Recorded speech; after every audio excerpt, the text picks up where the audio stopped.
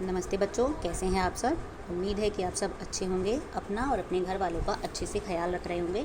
चलिए शुरू करते हैं हम आज की वर्कशीट। आज दिन है सोमवार और तारीख है 12 अप्रैल 2021। ये वर्कशीट आपकी हिंदी की वर्कशीट है, जो कि आज के दिन की पहली वर्कशीट है। वर्कशीट का नंबर है 8A।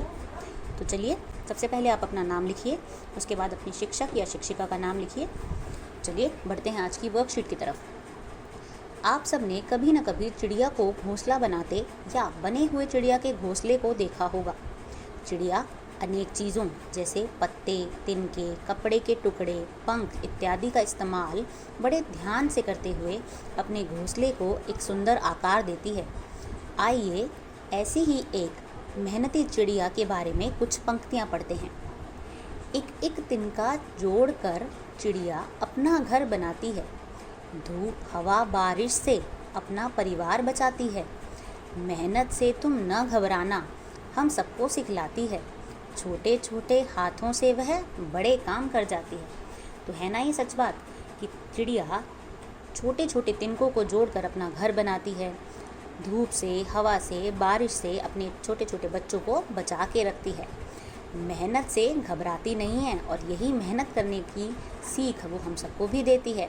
देखिए एक छोटी सी चिड़िया कितने बड़े बड़े काम कर जाती है। तो बच्चों, क्या आप भी कभी ऐसी ही कुछ पंक्तियाँ लिखने या गुनगुनाने की कोशिश करते होंगे?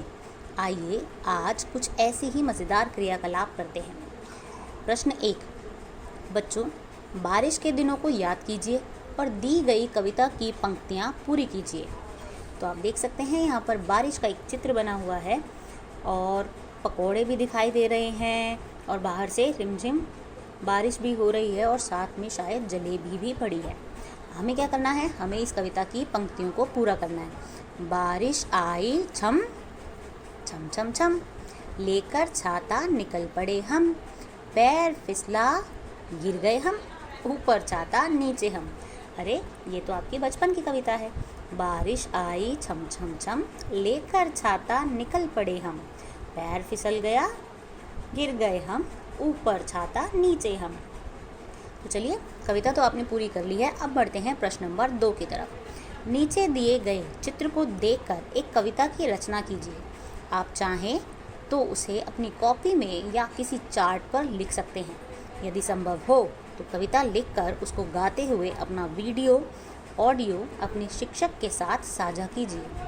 तो आपके पास एक चित्र है जिसमें आपको बहुत सारे जानवर दिखाई दे रहे हैं और आपको इसी चित्र के आधार पर एक कविता बनानी है। शेर कहलाता जंगल की शान, देखते ही उसको निकले जान। आगे की लाइनों में आप अपने अनुसार इस चित्र को ध्यान में रखते हुए कविता को पूरा कर सकते हैं। अभिभावकों के लिए सुझाव है कि बच्चों को अपने मन के भाव कहानी, कविता, प्रश्नावली, चित्रकला आदि के रूप में व्यक्त करने के लिए प्रेरित करें। बच्चे अपनी रचनाएं एक डायरी में भी लिख सकते हैं।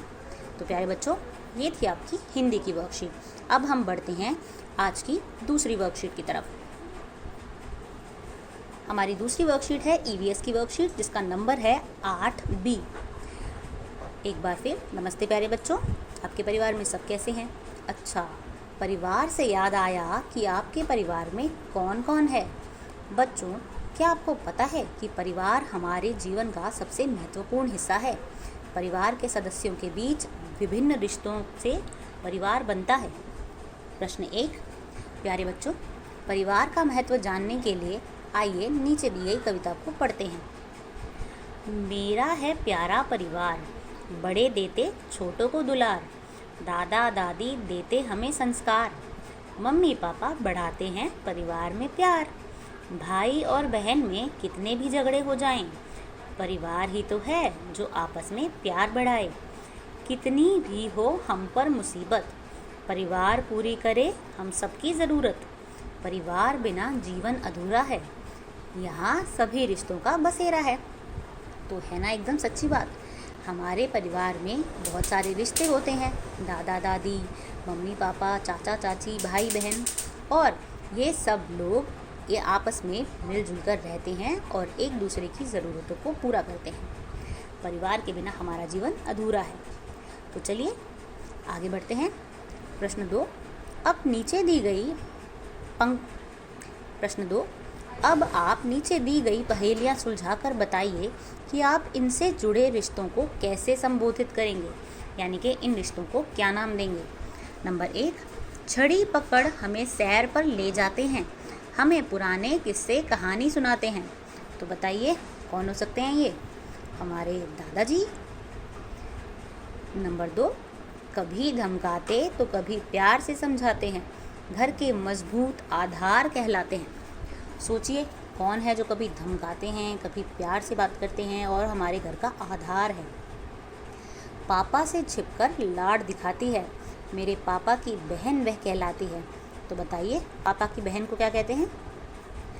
नंबर 4, जिनके नाम में हम 2 बार माँ लगाते हैं, वह हमारी मम्मी को बहन बुलाते हैं। कौन है वो जिसमें 2 बार माँ आता है?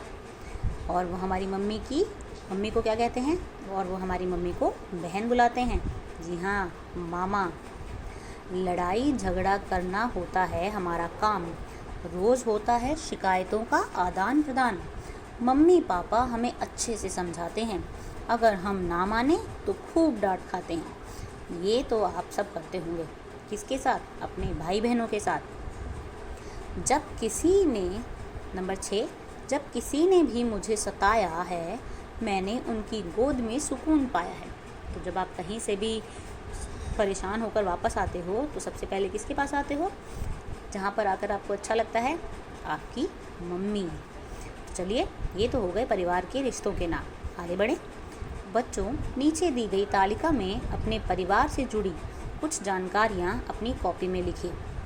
आपको अपने परिवार से जुड़ी जानकारियाँ कॉपी में लिखनी है, जैसे कि परिवार के सदस्य का नाम, आपके साथ उनका क्या संबंध है, व्यवसाय या कार्य वो क्या काम करते हैं, घर पर कौन सी जिम्मेदारी उठाते हैं। तो यहाँ पर आपको अपने परिवार के सदस्य का नाम, उसके साथ आपका रिश्ता, वो क्या काम करते हैं और घर पर कौन कौन सी जिम्मेदारियाँ उठाते हैं, ये सारी बातें लिखनी है। प्रश्न 4, अपनी कॉपी में परिवार वृक्ष फैमिली ट्री बनाएं और उसमें अपने परिवार के सदस्यों की फ़ोटो चिपकाएं। तो आपको एक फैमिली ट्री बनाना है। इस फैमिली ट्री के लिए आप अपने परिवार के सभी सदस्यों के चित्र यहाँ पर चिपका सकते हैं। जिनके पास चित्र उपलब्ध ना हो वो खुद से ड्राइंग भी बना सकते हैं या फिर उनके नाम लिख सकते हैं। अभिभावकों के लिए सुझाव है कि बच्चों को परिवार वृक्ष बनाने में सहायता करें। कौन कौन होगा आपके परिवार वृक्ष में, ये ध्यान रखें। जैसे कि आपको चित्र में देख सकते हो, आपके पापा के पापा यानी कि आपके दादा दादी, फिर आपके मम्मी पापा वो, और फिर आप। तो ये है आपकी आज की वर्कशीट। हम मिलेंगे कल, तब तक के लिए धन्यवाद।